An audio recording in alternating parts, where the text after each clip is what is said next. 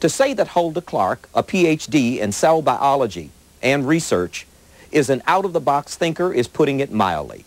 And this 71-year-old author of several controversial books is paying for her ideas.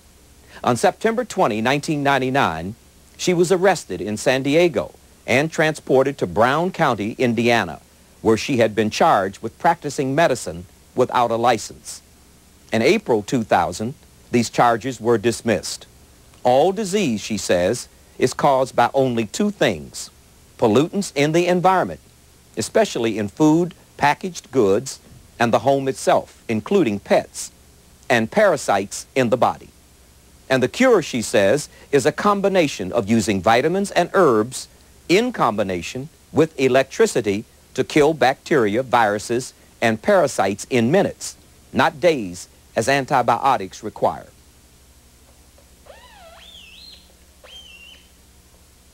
That was negative. I'll do it again. She has even invented a device she calls a synchrometer as a testing device to spot the pollutants and parasites. She's a quack, a fraud. She's out to separate the desperate and the lame of mind from their money. Her theories don't stand up to scientific scrutiny, and her critics want you to know that she is not a graduate of a medical school. Those who hate her ideas seem to hate her. On the other hand, her following, both among medical doctors and people who claim they have used her method for cures from cancer and other fatal diseases, and those who buy her books, believe her theories, and seem to love her even more for them.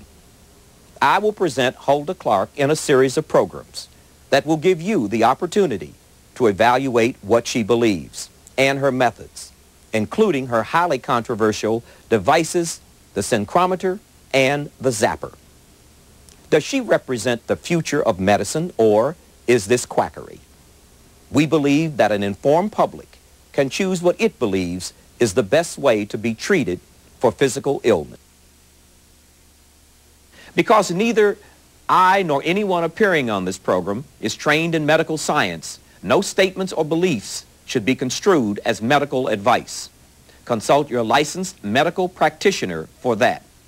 Much of the information presented on this program has not been scientifically proven and is theoretical, although it is believed to be true. Many, if not most, mainstream medical professionals will not agree with the views expressed. No claim is made on this program of any cure, and the guest is not a medical professional. Pregnant women and people wearing a pacemaker must never use the experimental electrical system used in the demonstrations on this program. Whatever data you receive is theoretical and is offered for informational purposes only. The theories result from personal research. You're also advised not to use any device you see on this program without expert assistance, and to take precautions against electrical shock or damage to your body. In some cases, death could result from the use of the electrical experimental device seen on this program, or the failure to follow these guidelines. You must assume all risk if you use this information. I'm Tony Brown. In a moment, self-health, cutting-edge science, or quackery. We know that there is a great controversy about your theories, and we know that, at least I have found out in my research, that you have a tremendous number of supporters, and you also have a tremendous number of detractors or critics who say that your theories don't hold up and so forth. So over the period of the next few programs, I want to explore it. The reason we're doing more than one program with you is because it's such a complex subject and there's so many facets. I think it would be unfair to you and to the audience to attempt to try to examine the entire spectrum in one 30-minute sitting. So tell me what your theory is in terms of disease and how you recommend that disease is treated. I generalized because I saw so many diseases that I was working on to be due to a parasite and a toxin in combination, kind of a collusion between them maybe, that I generalized and said all diseases are due to a combination of some parasite or something that's trying to live on you, even if it's a bacterium. That's really a parasite in a sense. And a toxin, maybe a solvent, maybe a heavy metal that's facilitating that invader. Give me an example of a disease and an example of the parasite and the pollutant and how they work together to create that disease. Well, the easiest example that comes to mind is diabetes. You have the pancreatic fluke invading the pancreas and probably the islets of Langerhans, which are inside, and a pollutant, wood alcohol, methyl alcohol, wood alcohol, which pollutes nearly all the processed food that we have on the market in tiny amounts. But by the time you're drinking and eating it all day long, with that little bit, it adds up. And that combination I always see in diabetes. That might not be all there is to it, but if you correct those two things, you recover from your diabetes. The 71-year-old scientist and grandmother is the author of several controversial books: The Cure for All Diseases, The Cure for HIV/AIDS, The Cure for All Cancers, and The Cure for All Advanced Cancers. Dr. Clark designed the synchrometer to locate and identify toxins, parasites, viruses, and bacteria, and she created the zapper to kill them. Here is a synchrometer, which is a circuit together with this resonance box, which can analyze your tissues without going into you to see what is there. This part of this is the circuit, and it is just a one transistor oscillator. It's a very simple little circuit that you see in many other larger circuits. But it is so simple that I would like people to be able to make this. And that's why I have the instructions for it in the books. The resonance box is attached to it. This is where you put your samples. You would put a sample of your body on one plate and a sample of the item you're testing for on the other plate, and I'm going to show you what it can do. Here are some locations in a person's body. They are called slides. Okay, they're samples of a tissue. This one is tooth. This one is lung, and so on. All the different tissues have samples made of them. You can purchase them. They're perfectly safe to use, and that way you can search in a person's body for whatever toxin or solvent or bacterium or virus or whatever, or parasite, whatever you want to search for. These are the test substances. Toluene is a terrible solvent that goes to the brain. Thallium is a terrible solvent, goes to the nervous system too. Here's an azo dye, Sudan black, another azo dye, fast green, found on all your produce. That's sprayed, which is nearly everything. Dab, another azo dye that pollutes our food, our produce. And the others might be heavy metals. Here's nickel. Here's methylmalonic acid, which causes kidney disease. Here's isopropyl alcohol, which goes with the big parasite Fasciolopsis buskii. And this is taken from a huge animal, so don't think that this is what you have in you. But that's where the slide, how the slide was made, from a large animal.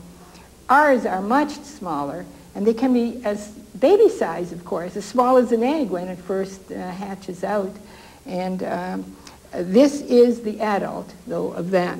And that, together with this solvent, causes a growth factor to be made called orthophosphotyrosine. And I'll be testing for that. Here it's gold, which goes to the pancreas and also causes obesity. Here is DNA, which is in overabundance when you have a tumor growing. So by testing for this, you can tell if you have too much of it. Benzene, which we find in all AIDS cases, and in people with terrible sensitivity to all their foods and the environment. Benzene too. and no longer able to detoxify it. And acrylic acid comes from plastic teeth. It seeps out of plastic teeth when they aren't hard enough and turns into malonic acid, and from there to methylmalonate. So I would like to show you this kind of testing, which is more powerful than an MRI, I think, or a CAT scan, or even an X-ray, even though it doesn't draw a picture.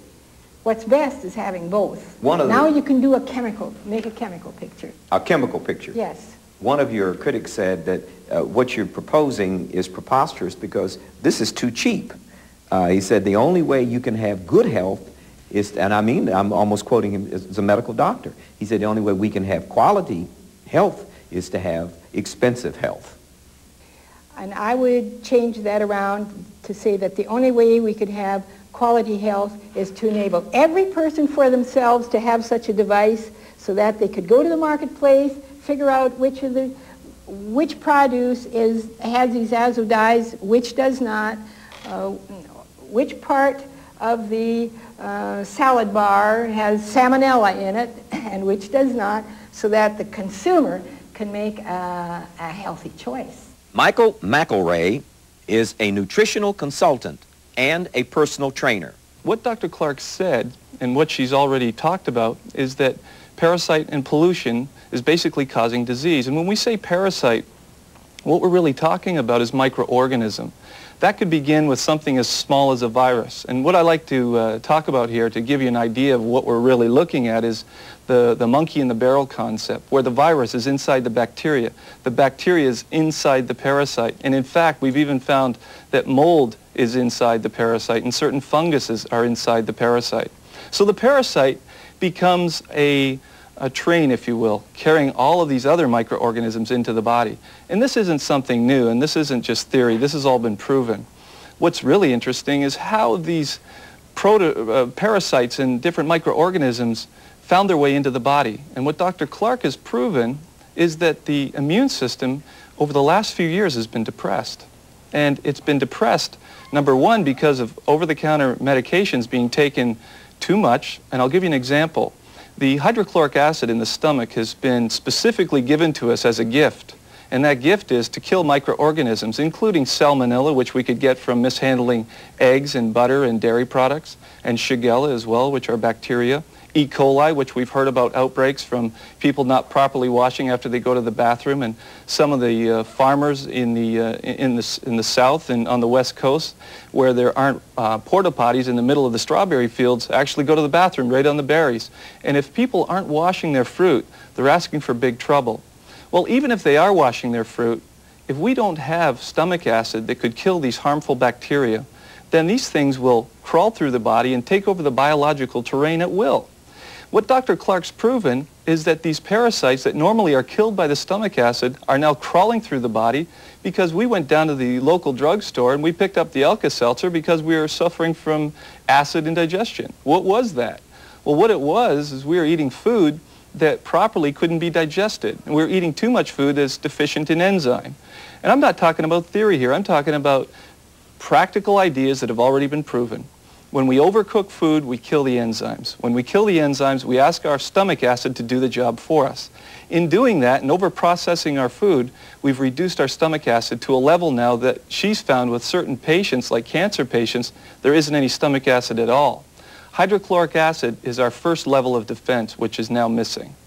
The second level of defense, which seems to be more frightening, is that once the parasites are inside the body, the liver has been given the capability to as a second shot to kill these microorganisms. Now, when the liver accumulates aflatoxin, which she has identified as patulin mold, which we find on many fruits, especially grapes and apples and pears, and it's the brown spot that we see in the fruit, then what we see is the liver gets chronically weak.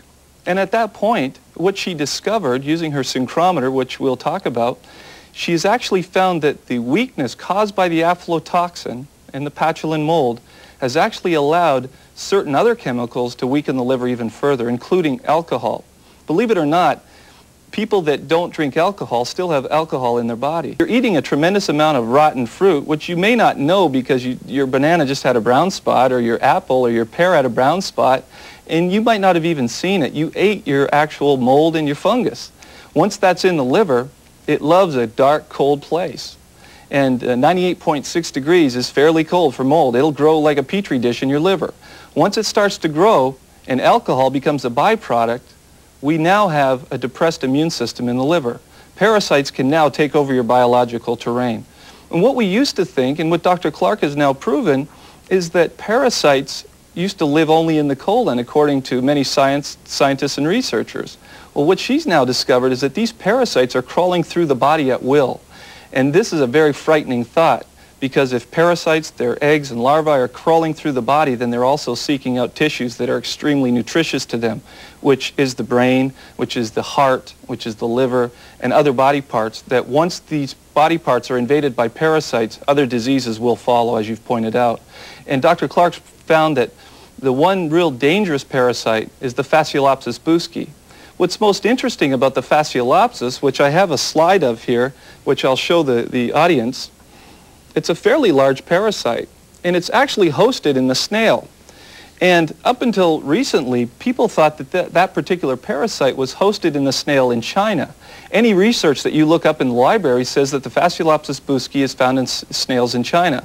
What Dr. Clark did is she sent around the world for samples of snails. She then took the snail and she found a specific chemical toxin in the snail called orthophosphotyrosine. Every time she found the presence of orthophosphotyrosine, she found the Fasciolopsis buski in the snail, or its larva or egg stages.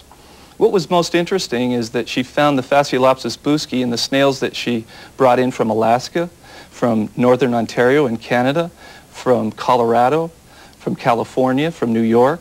Guess what?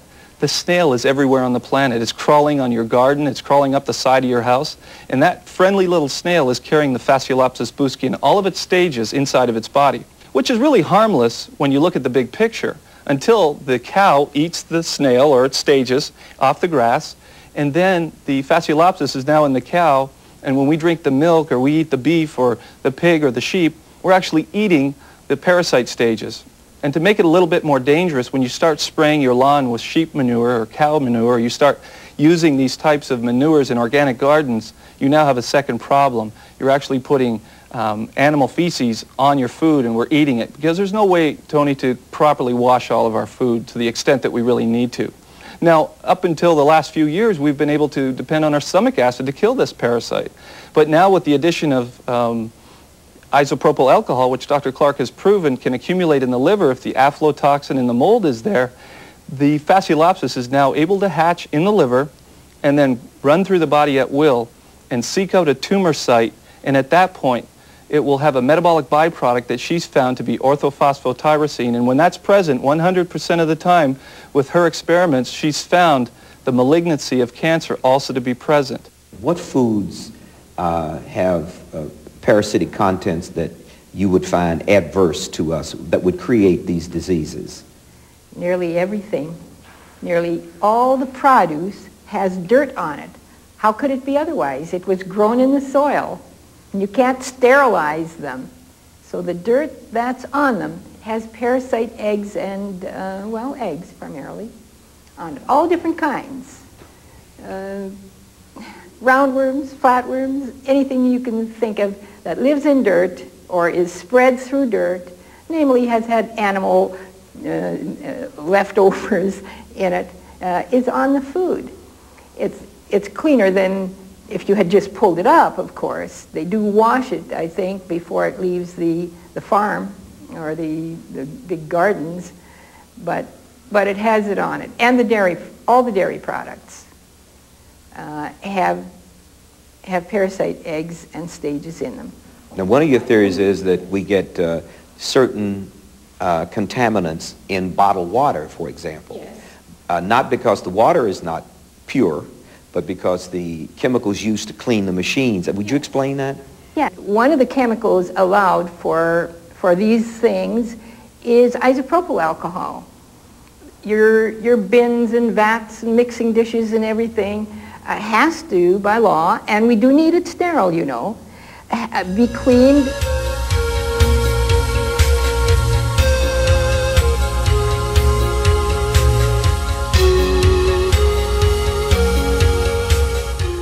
Sterilizes it. I'm not against sterilizing anything. We need it sterilized. But when you use chemicals and are required to leave the bins wet, that's a legal requirement. You may not rinse it out. You would prefer the public to drink tap water? Yes, from the cold side, of course, because that hasn't gone through your heating system. But it is by far the better water. Are the chemicals in the municipal water? Yes, there are, but the levels are pretty low. And it is far better than drinking solvents. In bottled water, you must drink traces of whatever was used to sterilize that bottle and the machinery to pump it all. And that is often a solvent. With regard to what we eat, you're proposing a pretty draconian adjustment in life, and that is in order to look at pollutants. And normally when we say the environment or pollution, we think of the sky, we think of the air. You really are talking about the elements in our environment, our furniture, the things that we use to clean our homes with, detergents. You're talking about the clothes we wear, the dry cleaning, and you're talking about things as simple as getting your hair colored or tinted. It would be pretty easy to take those special toxic things out, and I'm hoping that that's what will happen. It's just that we have an inertia about us, at least commercially, the manufacturers have an inertia about them not wanting to change. But you wouldn't be changing to a draconian lifestyle. You can have nearly everything that's out there if it would just be cleaned up. You see, they did ban azo dyes in food products decades ago, but I find traces of azo dyes in our foods, nearly all our processed foods. By nearly all, I mean about 95% of everything I test, and I test probably 10 to 50 items a day, which turns into thousands. You know, nearly everything is polluted with azo dyes. And I did pursue that. I was shocked with that. We did check with the FDA, some personnel there, who gave me quite an education that nobody is testing for azo dyes in foods because they are illegal. Well, why would a manufacturer run that risk if they are illegal? They aren't being put there. They get in as a pollutant. The body, the liver, has to mobilize its special systems of detoxification, which were only meant to be used occasionally. Now you have to, we're like alcoholics. Alcohol uses a special system of detoxification. Now we're using so many products and odd foods and artificial foods that the liver has to detoxify. I think that's it, but that's just a theory. That isn't something that I've observed. That is a theory of mine, that that's why the liver is behaving so poorly, that my grandchildren have to be treated very carefully with respect to everything that's cooked for them, and still they hardly eat. On the next part of this series on DrHuldaClark, self-health, killing the parasites and cleansing the body.